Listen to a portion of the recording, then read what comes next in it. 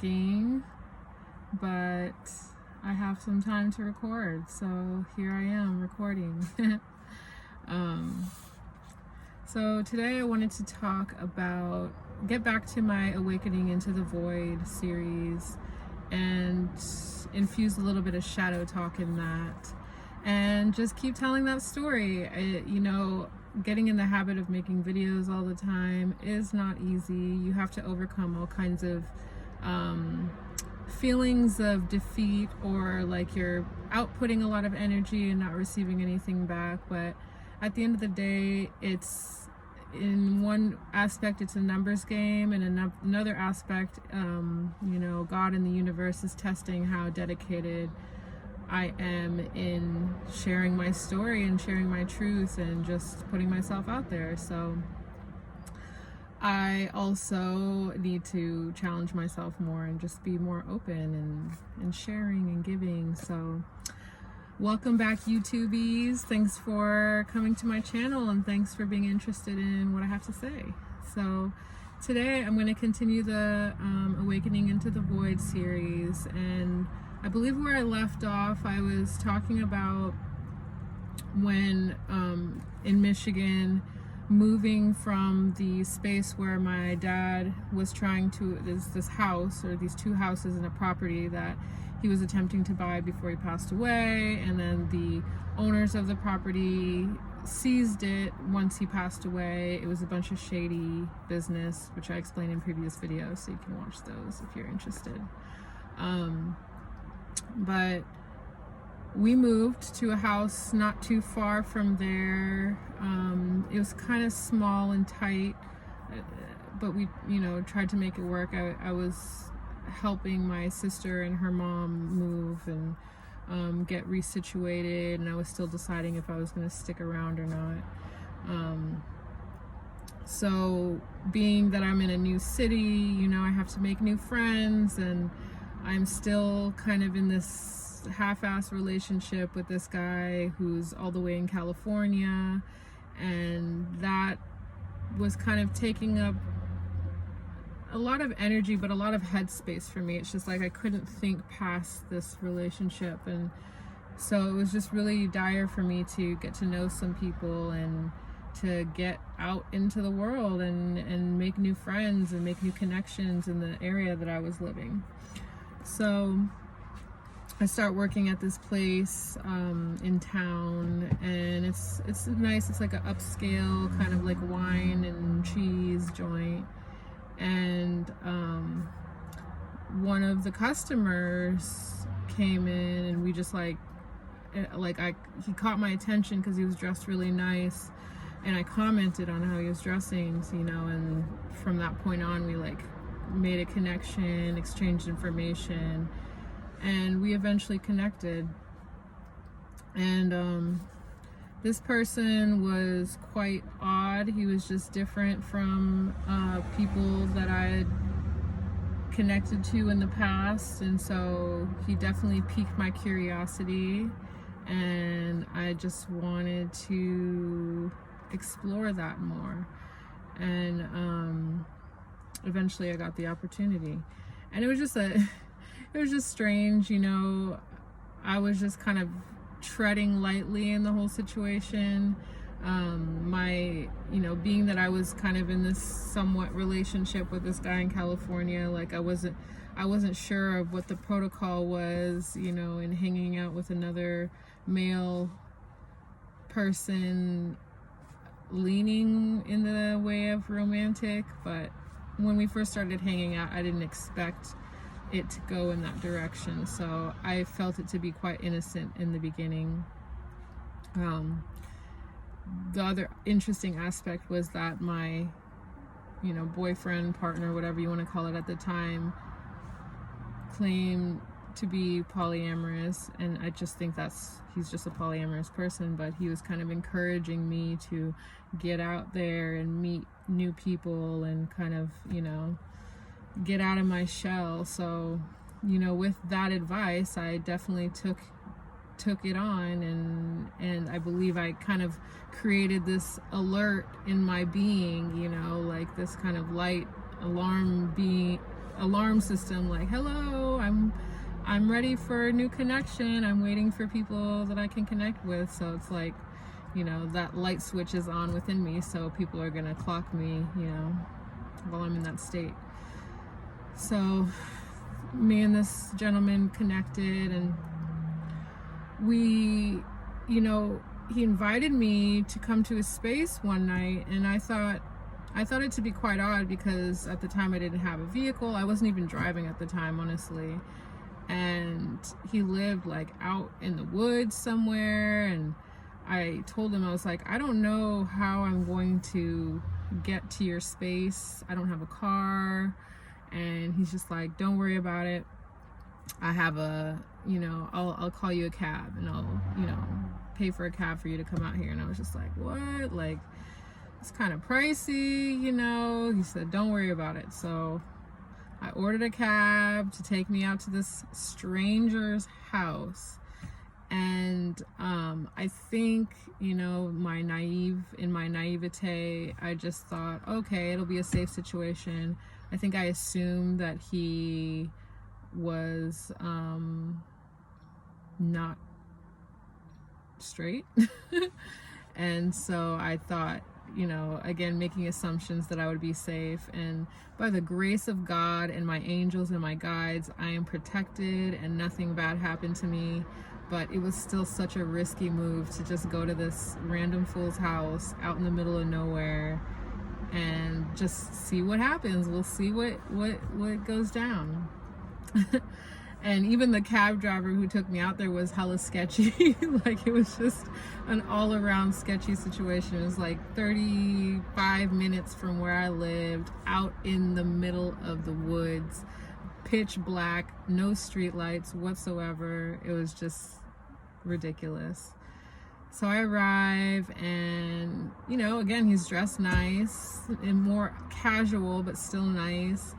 And we just like immediately vibe. We're clicking, we're chatting about all kinds of things. I think he's the first person I've ever encountered who talked about like conspiracy theories and like just strange, outlandish ideas and thoughts and religion and spirituality, all of these things that were like kind of new to me that I was still kind of scratching the surface with. So it was just impressive, the kind of conversations that we were having together, and I was just in awe. I was in complete awe. And I know the first night that we hung out together, like I remember this just being a glow in the room. Like it felt like such high frequency because of just how much we were clicking and connecting. And we wound up consuming some magic mushrooms, and so that only enhanced the evening, and we were just vibing, high time vibing. So, you know, eventually I got tired and had to go to sleep. And I remember at one point in the evening, or in the early morning, I think I was falling asleep on the couch, and I woke up, and this stranger, this guy, was like, had his hands close to my head, like he wasn't touching my head, but he was like doing something around my head, and it alarmed me. I was, you know, I woke up like, what the fuck are you doing? And I think I scared him, just my reaction and everything, but it was just weird. It was weird. And I made a mental note of it, like, what the fuck was that? Like, why are you putting your hand, what are you doing while I'm sleeping, you know? But again, you know, I'm in this strange man's home. Just because we're vibing and clicking in conversation doesn't mean this is a safe situation for me. But either way, next day, everything was fine. He took me back home. We were good. And it you know, there was just a high from that, and I was just like, oh my god, I really want to hang out with this person again. I still wasn't sure of their orientation, but it didn't matter. I didn't care. I just really liked his energy. I really liked our conversations. I felt like this was like, you know, a great budding new friendship, so I was stoked. And so we started hanging out after that, and at a certain point, we had like a hangout. We went out, got really drunk, and that's when I learned that, oh, he's definitely not, he's definitely straight. Or, you know, I mean, he could be bi, whatever, you never know. I don't know, people, you know, some people are just not fully expressive of their orientation, which I don't care either way, you know. As long as you're happy, just do you. But either way, we had a fun night interacting with each other, crossing those boundaries to be discreet about it. And yeah, once we took it to that point, that's when like the guilt started building up for me of just like, oh my God, like what did I do? I'm still, you know, talking to this guy in California, and you know, we're still trying to figure out what we're doing. So there was just, you know, I was young, I was like in my mid-20s, still not sure how to be upfront about my actions, especially when it comes to hanging out with another person. The whole polyamory thing is just too much to process for me. So I just kind of did the immature thing and kept things on the low. I eventually told this new guy that, hey, you know, we can't keep fucking around like this because, you know, I'm still seeing somebody. Like, I never disclosed that in the beginning, which was kind of messed up on my part, but again, life is a learning process, and so you just have to figure these things out. And there was an interesting shift after I shared that information with this guy, but I just was really fascinated with his connection to spirit and his fascination with the occult, things that I never really quite knew of, or I was curious about, but I never really knew who to talk to about, and really didn't know how to tap into that kind of world of conversation. And he had also grown up in a family that is mixed, you know, like blended, not a blended family, but a mixed race family. And also growing up in a town where it's just like, it's not a big city, so it's like when you live such a life that's different from those around you, it's like you live in a fishbowl. So I grew up in a similar way, especially in high school, where it's just like, oh, who is this family in this tiny town, you know, with mixed kids, and you know, all of these things, you know, so they have their eyes on you. So we share that in common. But what made him distinctively different from what I experienced was he carried himself in a very sophisticated way, almost to the point of being somewhat of a snob, which I could somewhat relate to, not for myself, but you know, my mom, she used to have this snobbish tendencies, being that she's a French woman, and I don't know, not all French people are like that, but a lot of them are just super snobby and judgmental. So it was familiar, you know, to a degree, but I just really loved his sophistication and his aspirations to like live well and in an aspect of like high society. So that was very attractive to me. And it was just such a contrast from the guy I was seeing at the time. And this man was significantly older than me. He was probably like 14 years older than me, I would say. So that was a big age difference. And he just had things that I wanted. So what he brought out in me was just all of these desires to advance in life, but not on my own accord. Like, I was just like, let me ride this guy's coattails. So it brought out a kind of, how do I say, like childish, dependent, codependent side of me, a side of me that wanted to rest in my feminine and be taken care of, be a, stay-at-home wife of sorts. And what's interesting is that he never quite suggested like this is what he sees for us or anything like that. What he did very skillfully was like kind of planted these ideas and these thought forms, and me being the magical thinker that I was at the time, I just ate it up and started expanding on these thought forms and making them into grander possibilities than what was in reality, than what was actually possible. And so I just had these massive ideas of what could be with this man that, again, I did not know very well,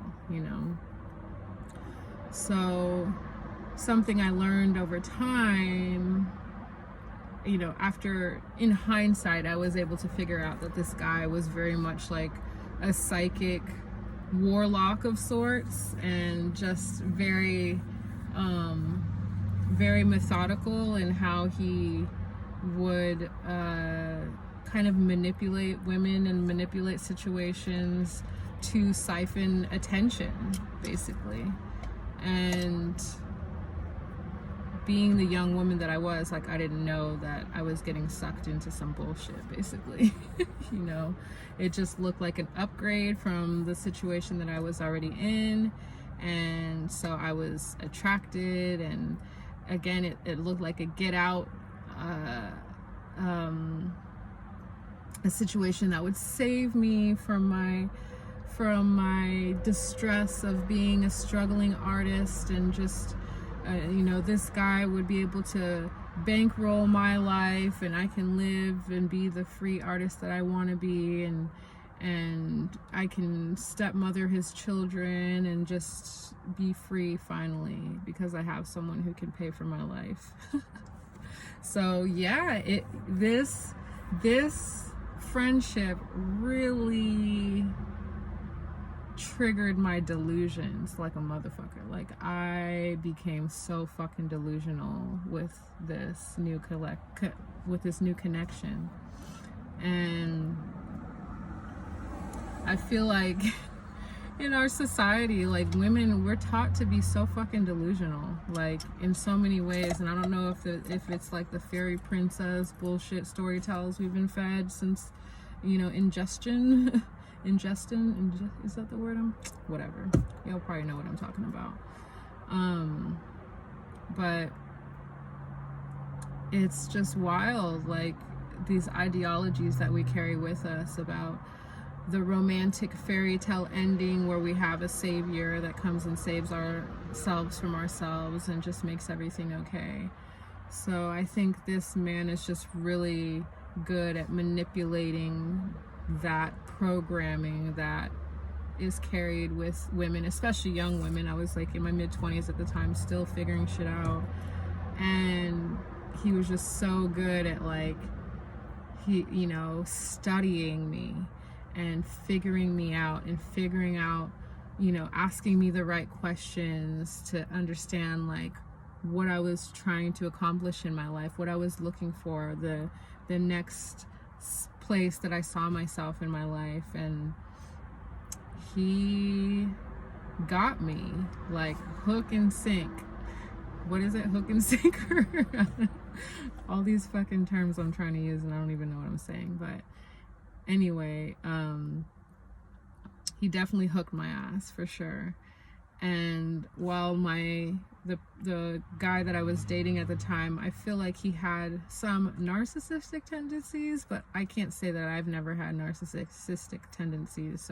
But I would never call him a full-on narcissist at all. Like, he definitely has a heart and has feelings and has compassion and stuff like that.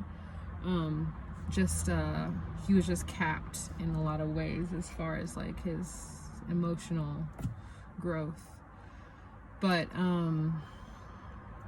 this other guy, oh my God, I definitely learned or realized, again in hindsight, that this motherfucker is a fucking narcissist. And he was more of what they call a covert narcissist, so just doing kind of like stuff under the radar, or just doing things that's like not obvious enough to be like, hey man, that was some fuck shit, to where you just like cut a person off. Like, you know, if someone blatantly disrespects you or does something crazy, then you're gonna just like cut them, you know, just be done with them. But with him, it was more or less like he would just do weird things, like playing the silent treatment game, or, you know, ghosting,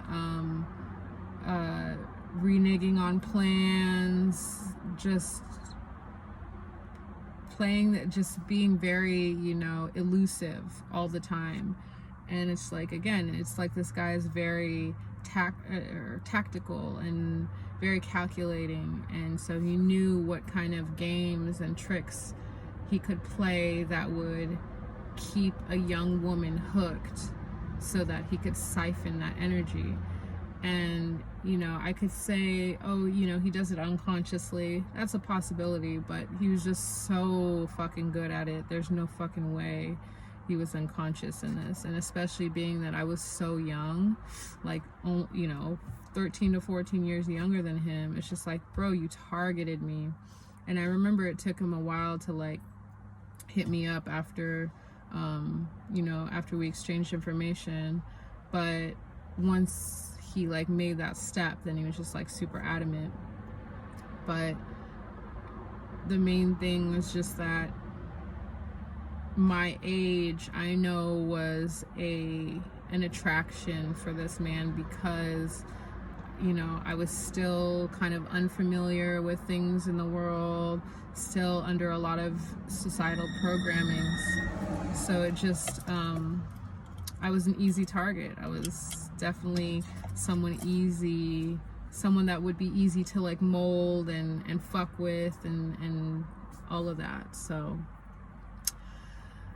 I have more stories about how that whole connection went down, and I will continue that in videos to come. So for now, thank you for watching. You know, just sharing about how delusional young women can be. It's definitely a goal of mine to help young women be more grounded in reality, so that they don't get duped like this by older men. I'm not fully against age gap relationships, but I think it's so important to know why you're wanting to date someone way older than you, and vice versa. Like, it's understandable, like sometimes there's just like undeniable connections between people where there's a huge age gap, but even in that, you know, I feel like maybe just take it as a friendship at first and then see where things go. But for the most part, when it's a man and a young woman, it's a lot more insidious than we would want to believe it to be, or then, yeah.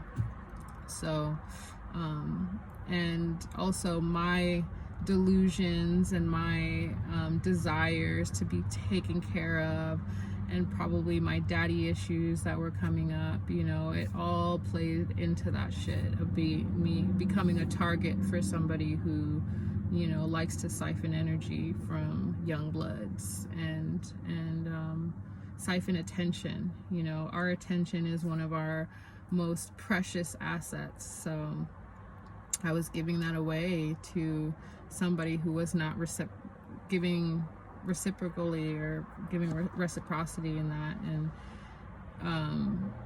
it was fucking me up mentally. So I'll get into that more in another video. But yeah, I just wanted to start sharing that story and getting into it, and I will see you all again on my next Awakening in the Void video, or whatever video I make next. And thank you so much for joining me every time you do. I appreciate your views, and I just hope to connect with some of y'all one of these days. Like, I mean, or just in the comments and stuff like that. Like, there's not many, but the ones that do comment, like, it's very encouraging and very uplifting, and it definitely keeps me going. So thank you for watching, and I will see you again.